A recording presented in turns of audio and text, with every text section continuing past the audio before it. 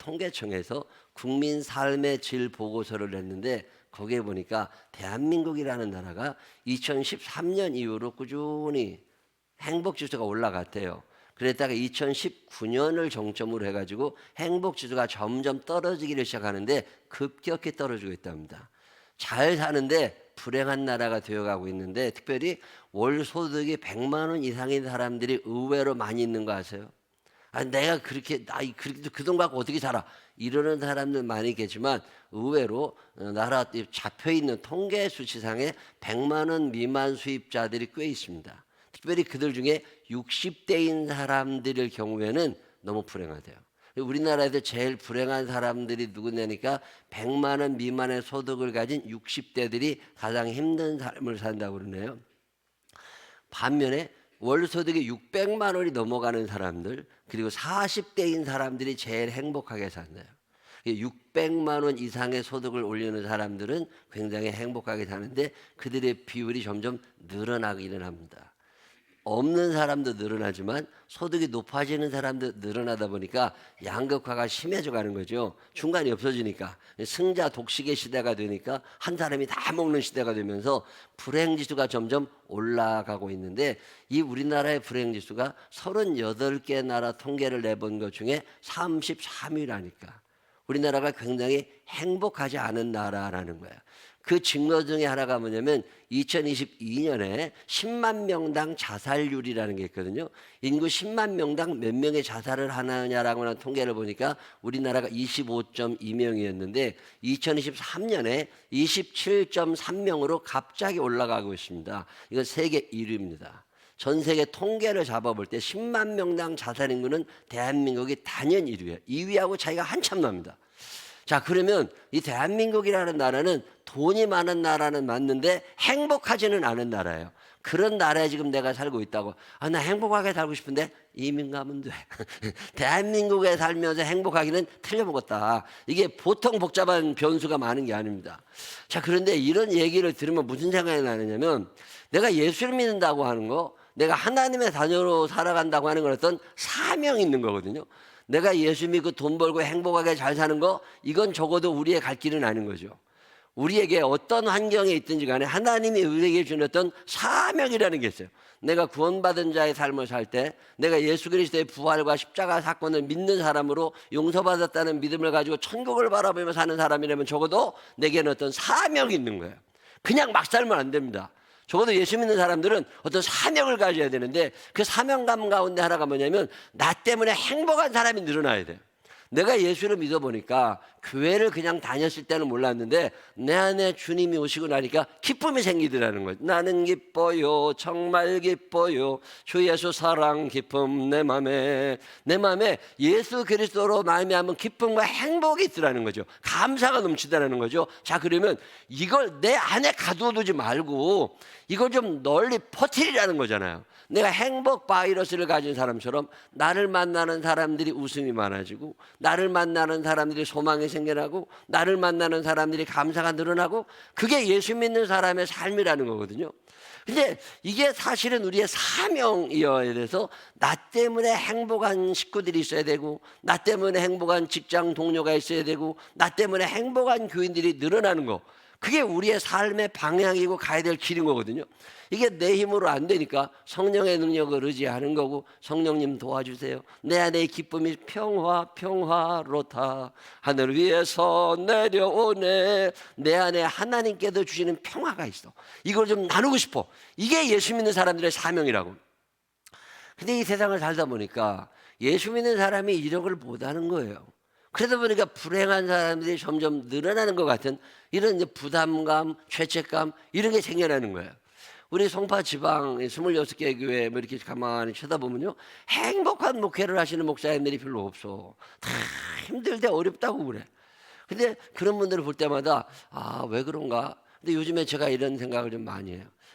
이게 나 혼자 행복해져 될 게 아니라 이걸 좀 이렇게 나누고 전하고, 이렇게 하는 게 행복해, 이게 참 좋아, 뭘 물어보지는 않아. 그렇지만 이게 어떤 영향력을 나타내며 살아가야 되는 게 우리들의 삶의 길이 아닌가, 이런 생각을 자주 하게 됩니다. 우리 생명나무 교회 다니시는 분들이 행복한 사람들이 되시기를 바랍니다. 그리고 전하는 사람들이 되시기를 바랍니다. 옆 사람 손을 붙잡고 눈을 쳐다보면서 너 때문에 내가 웃을 일이 많아. 시작. 너 때문에 내가 웃을 일이 많아. 옆 사람 때문에 웃을 일이 많아야 그 예수 믿는 거거든요. 자, 이게 우리가 나아가야 될 사명인데 현실은 어떠냐? 왜 이 현실이 어떠냐? 이 보면 나 때문에 시험 드는 사람들이 많은 거야. 나 때문에 실족하는 사람들이 많은 거야.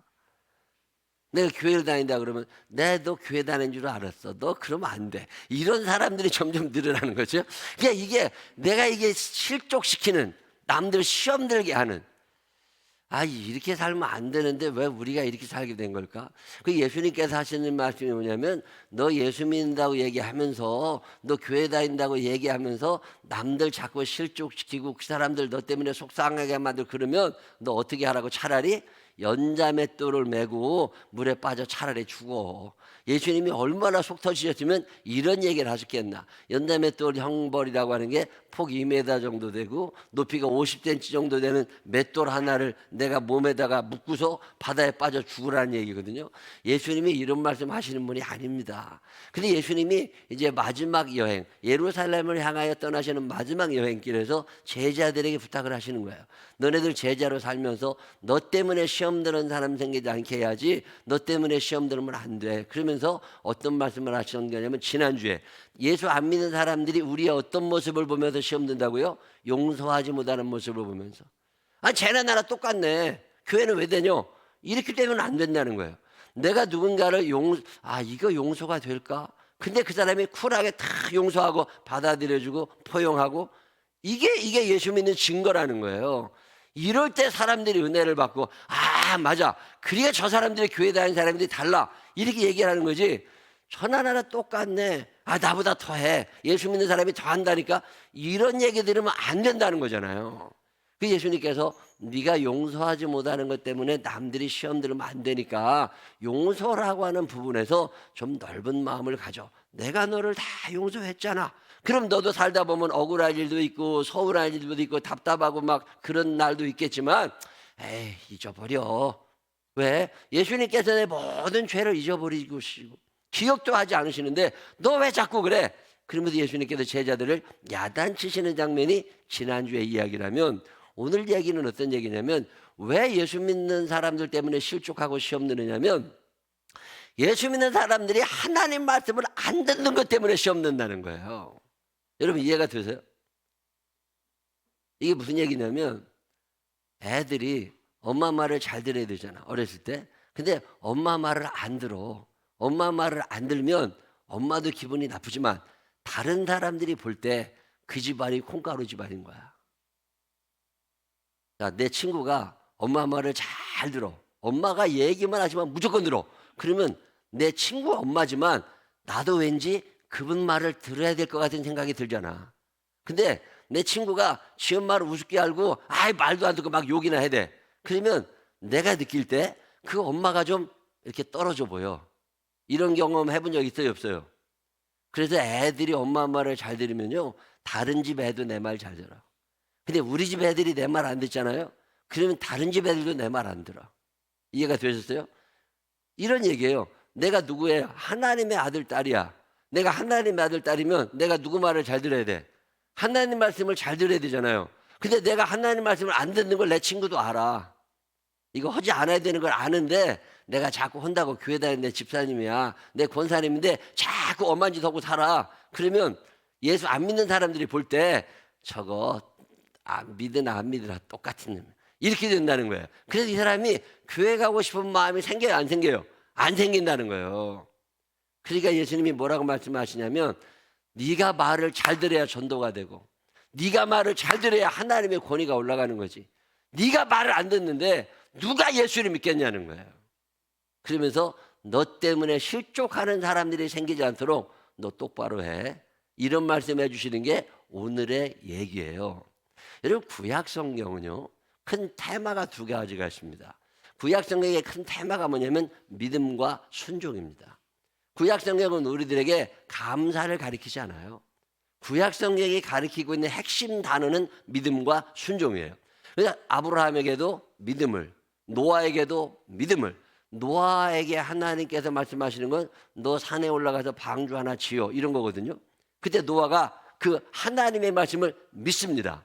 믿음을 가지고 무엇을 하는 거예요? 순종을 할 때 하나님이 거기에 일하시는 모습을 담아져 있는 게 참 구약의 이야기예요. 아브라함이 하나님을 믿으니까 이 믿음의 증거가 뭐로 나타난 거예요? 순종으로 나타난 거죠. 말을 듣기 시작한 거지. 그러니까 아브라함이 하나님의 말씀을 잘 들으니까, 아브라함이 존경받는 사람이 되고 나니까 아브라함을 존경하는 모든 사람들이 누구를? 하나님을 다시 보게 되는 거야.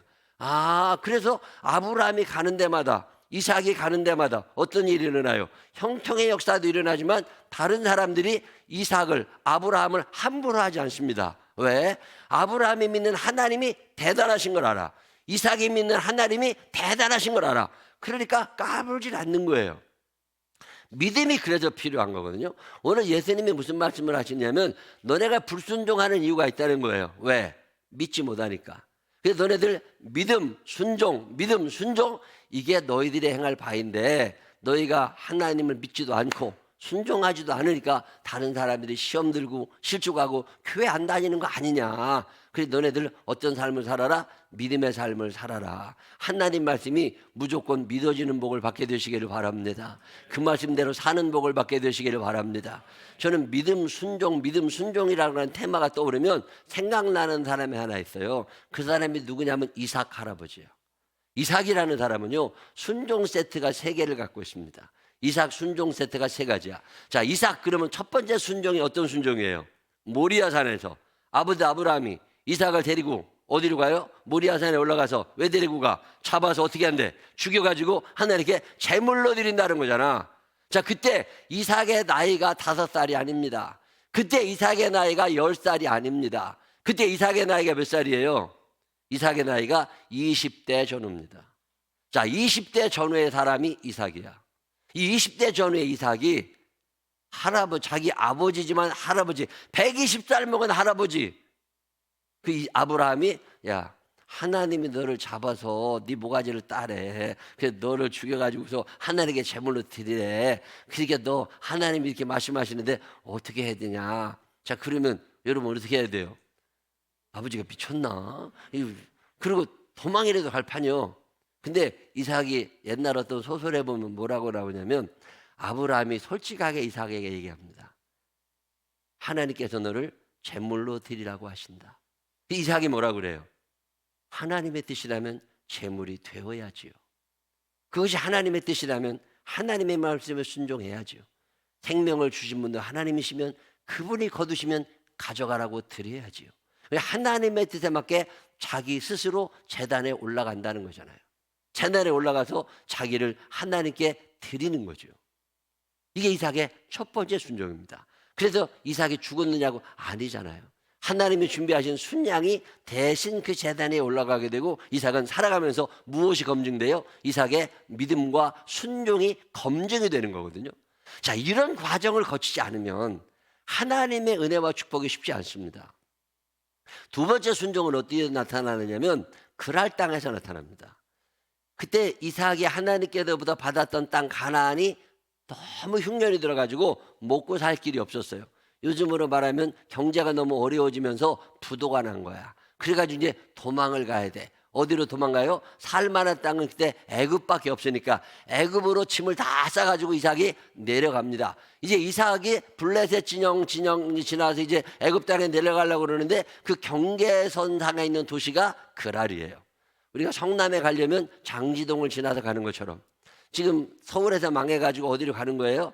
성남으로 가려고 가고 있는데 장지동에 왔더니 하나님이 뭐라고 하시는 거예요? 너 어디 가냐? 예, 저 성남으로 가려고 그럽니다. 내가 너한테 서울시를 벗어나지 말라고 그랬는데 너 왜 벗어나려고 그러냐? 하나님이 뭐라고 그러죠? 이삭이 뭐라고 그래요? 근데 하나님 여기서 살려고 나도 애썼는데 안 됩니다. 쫄딱 망해가지고 이제 여기서 죽이 생겨가지고 성남이라도 가야 됩니다. 그리고 짐을 싸려고 그랬더니 하나님이 뭐라고 그러시는 거예요?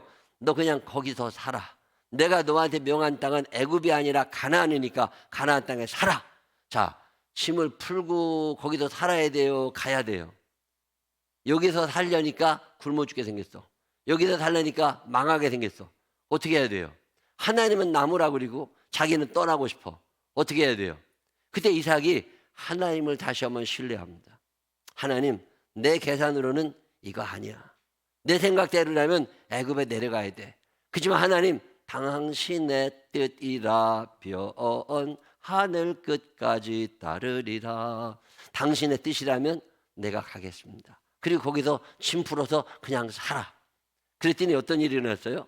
이삭이 그 해에 그 땅에서 농사에서 100배를 동그라미 2개의 축복을 받기 시작하는 게 이삭의 순종. 믿음과 순종이 검증됐을 때 하나님 이삭을 축복하시는 거거든요. 이게 두 번째 이삭의 순종입니다. 세 번째 이삭의 순종은 어디에서 나오느냐면 마지막 유산 상속할 때예요. 이삭의 머릿속에는 두 명의 아들 에서와 야곱 중에 누가 장자 같아요? 에서가 장자 같아. 에서를 축복하고 에서에게 다 물려주면 에서가 야곱을 먹여 살릴 것 같은 거야. 그래서 지금 이삭은 누구에게 유산을 상속하고 싶어 해요? 에서에게 상속하고 싶어 합니다. 쓸만한 아들, 믿을 만한 아들은 에서야. 근데 그래서 에서를 축복하려고 결심을 다 했어. 그래서 가서 준비해갖고 와라. 다 얘기했는데 그 얘기를 마누라가 듣고 마누라가 막판에 배신을 때린 거야. 그래가지고 누구랑 짜고 둘째 아들 야곱과 짜고 아빠의 재산을 가로채려고 지금. 만약에 아빠가 어떤 그룹의 회장님이면 주식을 상속해야 될 판에 명의를 변경해버린 거지. 마누라가. 이런 마누라를 믿어야 돼 말아야 돼? 여러분, 마누라가 어느 날 멀쩡히 내가 살아있는데 도장 갖다가 다 바꿔놨어. 그럼 이 마누라 어떻게 해야 돼? 이게 지금 리브가 한 짓이에요. 거기에 누가 동조해가지고 둘째 아들 야곱이 동조해가지고 둘이 짜고서 에서한테 갈 몫을 다 빼돌린 거야. 이걸 이삭이 알게 된 거야. 열 받아야 안 받아요? 열이 받아야지. 근데 갑자기 그때 이삭이 무슨 생각이 들었어요? 무슨 생각이 들었어? 이게 누구의 뜻이라면. 근데 문득 무슨 생각이 났을까? 옛날 에서와 야곱이 태어날 때, 그때 리브가의 뱃속에 에서와 야곱이 있을 때 하나님이 무슨 말씀을 하셨어요? 큰 자가 작은 자를 섬기게 될 거고 작은 자가 큰 자를 다스리게 될 거다. 이 말씀이 생각이 난 거야. 그 늙은 할아버지가, 이삭이. 자, 그러면 내 뜻은 누가 상속을 받아야 돼? 에서가 상속을 받아야 되는데 하나님의 뜻은 어디에 있어요? 야곱에 있다는 걸 그때 아는 거야. 자, 그때 그 생각이 탁 나니까 이삭이 자기의 뜻을 철회합니다.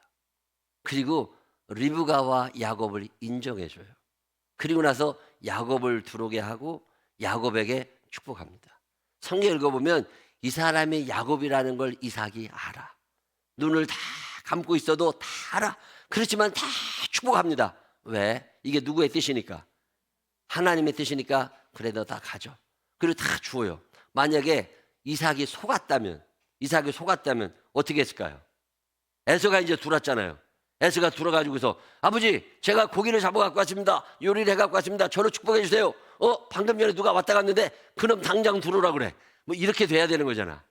근데 창세기 27장 37절에 보면 기가 막힌 단어 하나가 나옵니다. 기가 막힌. 자, 읽어보세요. 에서가 이제 들어와서 이삭한테 축복해달라고 그랬더니 이삭이 안 해줍니다. 왜? 자, 시작. 이삭이 에서에게 대답하여 이르되 내가 그가 누구예요? 야곱을 너의 주로 세웠다. 그의 모든 형제를 내가 그에게 무엇으로? 종으로 주었다. 그 말은 지금 에서가 누구의 종이라는 거예요? 야곱의 형이지만 이제는 어떻게 될 거다? 종이 될 거라는 거잖아. 그러면서 곡식과 포도주를 그에게 주었으니 내 아들아, 내가 내게 무엇을 할 수 있으랴? 이제 더 이상 줄 게 없다. 그리고 큰아들과의 인연을 끊어갑니다. 왜? 당신의 뜻이라 변 하늘 끝까지 따르리라.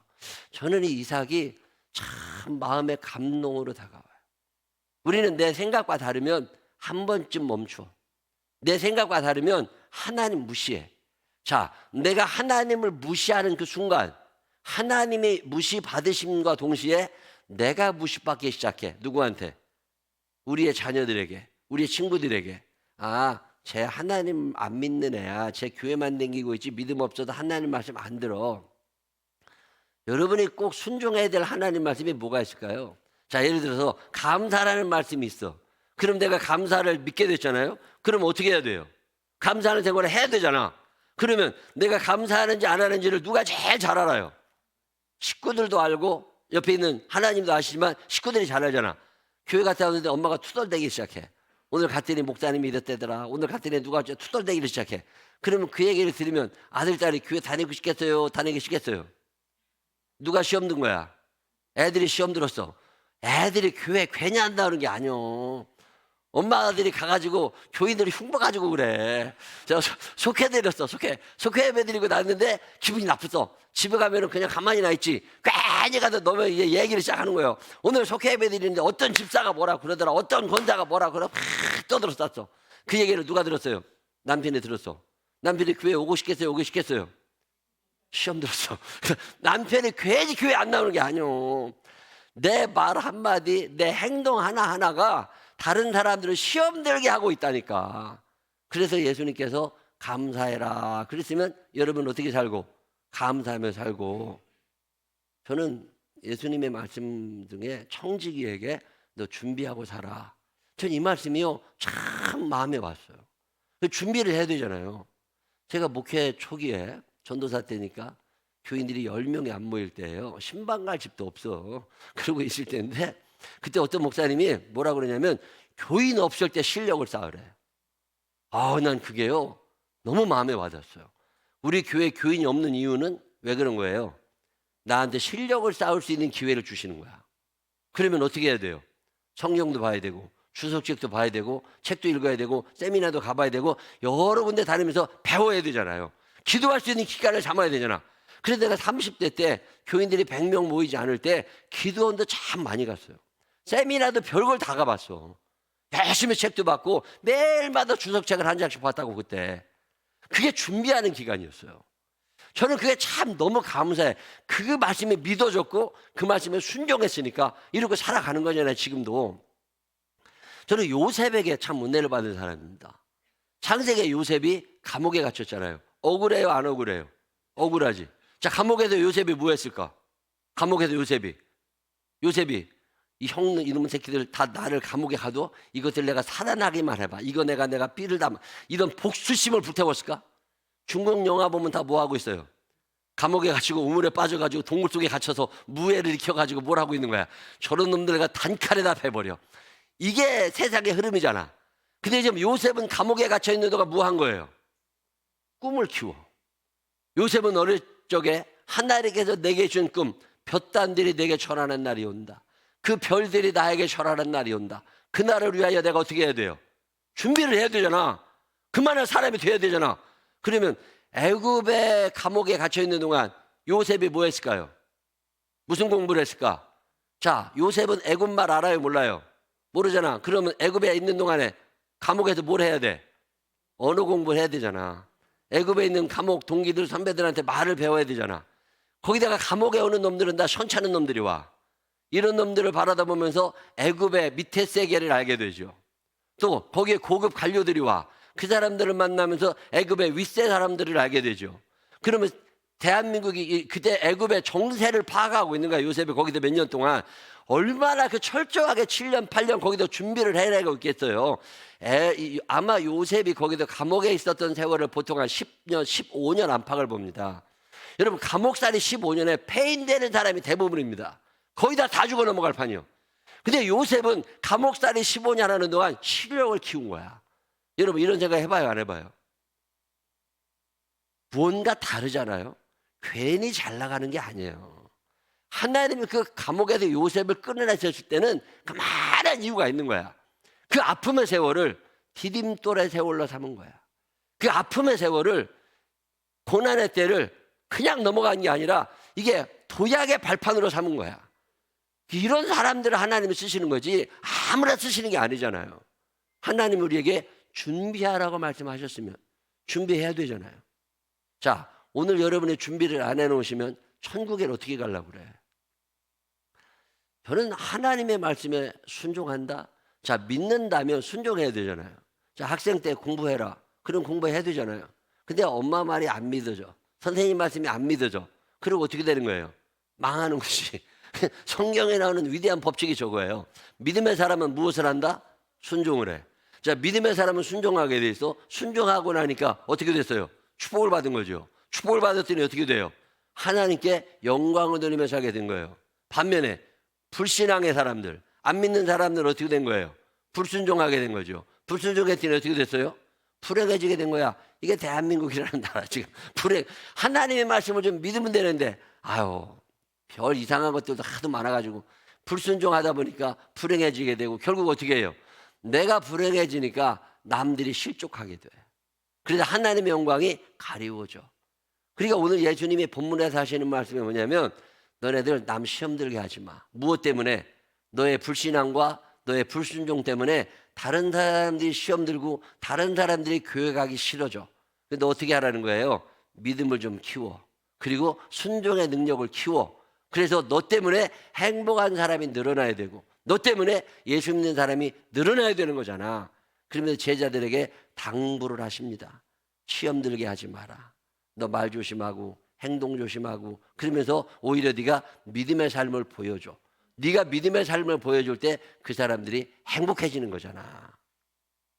불행한 시대를 살아갑니다. 대한민국이 참 불행해진다고 그래요. 근데 이런 소망을 가집니다. 내가 하나님 말씀에 순종하며 살 때 나 때문에 우리 남편이 행복하고 나 때문에 자녀들이 행복하고 나 때문에 주변이 좀 행복했으면 좋겠다. 나 때문에 웃는 사람이 생겨났으면 좋겠다. 자, 그러려면 내가 어떤 사람이 돼야 돼요? 믿음의 사람. 믿음의 사람, 순종의 사람이 될 때 다른 사람들이 나 때문에 행복해진다는 거잖아요. 오늘 예수님이 누가복음 17장에 이 말씀하시는 거예요. 이거 내 능력으로 안 됩니다. 성령님 도와주세요. 당신이 도와주시면 내가 충분히 한번 해보겠습니다. 이런 기도가 여러분에게 있어서 불행한 시대를 살아가지만 나 때문에 행복한 사람들이 늘어나게 되는 참 제자의 삶을 살게 되시기를 주님의 이름으로 축원합니다. 기도하겠습니다. 좋으신 아버지 하나님, 불행한 시대를 살아